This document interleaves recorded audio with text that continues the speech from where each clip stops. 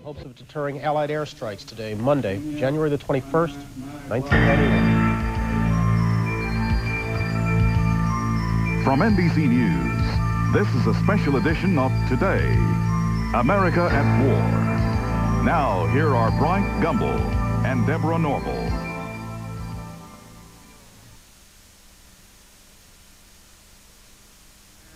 A maturity of America that we may not be able to achieve. It demands that we admit that we have been wrong from the beginning of our adventure in Vietnam, that we have been detrimental to the life of the Vietnamese people. The situation is one in which we must be ready to turn sharply from our present ways. Back at 7:30, a piece of tape well suited to this Martin Luther King holiday, also well suited to the times, although spoken 25 years ago. Back at 7:30, along with Deborah Norville, I'm Bryant Gumbel. We are keeping an eye on Day 5 of Operation Desert Storm.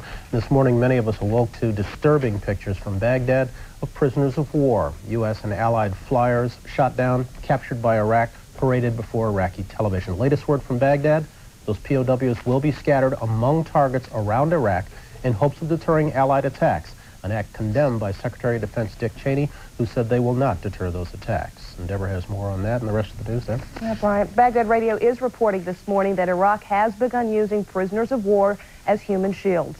Iraq is claiming to hold 25 Allied airmen and reportedly has begun moving them to possible targets throughout Iraq. The United States is warning Baghdad that mistreating any captured Americans would be a crime. On Sunday, Iraqi television broadcast interviews with 7 men whom it identified as captured Allied pilots. It identified 3 of them as Americans, Lieutenant Colonel Clifford Acree, Lieutenant Jeffrey Norton Zahn, and Warrant Officer Guy Hunter, Jr. Now, there's no way of knowing the conditions under which these men are being held. However, Defense Secretary Dick Cheney is outraged at Iraq's treatment of the Americans. He says that Saddam Hussein is using them as human shields and that constitutes a war crime. However, he says the policy will not alter U.S. military policy in the Persian Gulf. Secretary Cheney talked with Bryant earlier this morning on Today.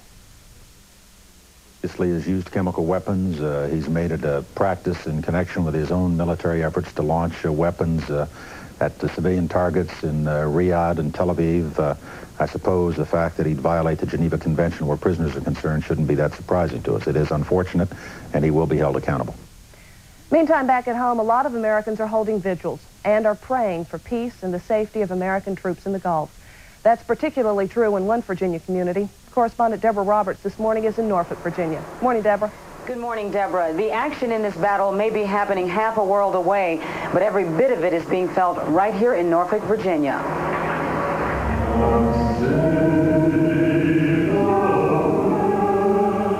All across the Norfolk area, people are praying for an end to the war that touches them so deeply.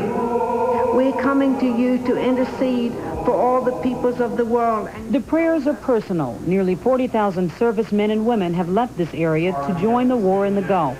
All of them, even the ones without family, are missed. Everyone in this town is related to this event. Let's show our support. For most here who come to know the military as a member of the family, the war is a personal cause. What makes me mad is the people in Washington and San Francisco who say they don't want a war in this country, but yet they'll burn, throw rocks, and cause fires. We don't need that here. They want to fight. They can go to Baghdad. Guy Friedel, a columnist with the Virginian Pilot for 28 years, has watched his community bond. There are very little lines between the military and the civilians.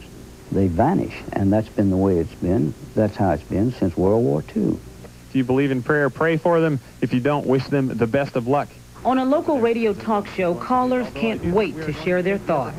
First off, I'm in 1,000% favor of this mission. I think it should have been done a long time ago.